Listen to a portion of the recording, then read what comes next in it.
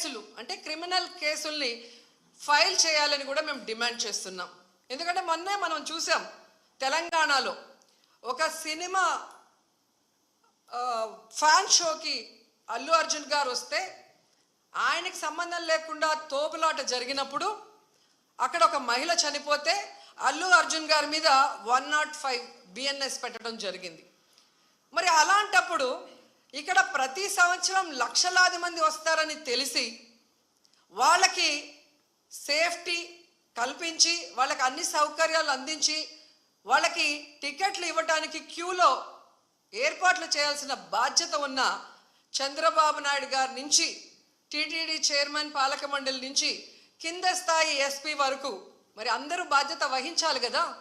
కానీ ఈరోజు ఎంత దురదృష్టం అంటే ఇది పద్మావతి పార్క్లో 5 మంది చనిపోయిన ఆ ప్లేస్లో జరిగిన FIR. దీంట్లో 105 పెట్టాల్సింది వీళ్ళు 194 BNSS పెట్టారు. అలాగే విష్ణు నివాసం దగ్గర ఒకరు చనిపోయారు, దానికి కూడా 105 పెట్టాల్సింది 194 BNSS పెట్టారు. అంటే ఇది ప్రమాదవశాత్తు జరిగింది, ఏదో జారి పడిపోయి తొక్కిసలాట జరిగింది, దీంట్లో ఎవరు కూడా కావాలని చేయలేదు, మాకెవరికి దీంట్లో సంబంధం లేదు అని చేతులు కడుగేసే కార్యక్రమం చేస్తున్నారు. ఎందుకంటే వైకుంఠ ఏకాదశి దర్శనానికి వచ్చే భక్తులకి అన్ని సదుపాయాలు కల్పించాల్సిన బాధ్యత ఈ రాష్ట్ర ప్రభుత్వానికి ఉంది. ఈ రాష్ట్ర ప్రభుత్వం ఆ జిల్లా ఎస్పీకి అలాగే కలెక్టర్కి బాధ్యతనిస్తారు, అలాగే పాలక మండలికి బాధ్యతనిస్తారు. సో వీళ్ళందరూ కోఆర్డినేషన్ చేసుకొని చేయాల్సిన పనిని ఈరోజు వీళ్ళు నిర్లక్ష్యం చేసి 6 మంది ప్రాణాలు బలికొని 34 మంది గాయాల పాలైతే ఎవరికి సంబంధం లేదు ప్రమాదవశాత్తు జరిగిందని 194 BNSS పెట్టడం ఎంతవరకు సమంజసం? సో ఈరోజు నేను అడుగుతున్నాను, మొన్న విజయవాడలో హైందవ శంకారావం చేశారు, హైందవుల్ని మనం కాపాడుకోవాలి. మరి ఈరోజు ఇంతమంది హైందవ భక్తులు చనిపోతూ గాయాలవుతుంటే ఎక్కడికి వెళ్ళారు ఈ పీఠాధిపతులు?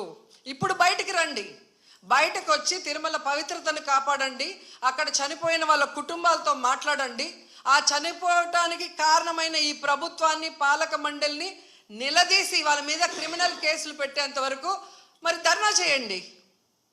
ఎందుకు మాట్లాడట్లేదు?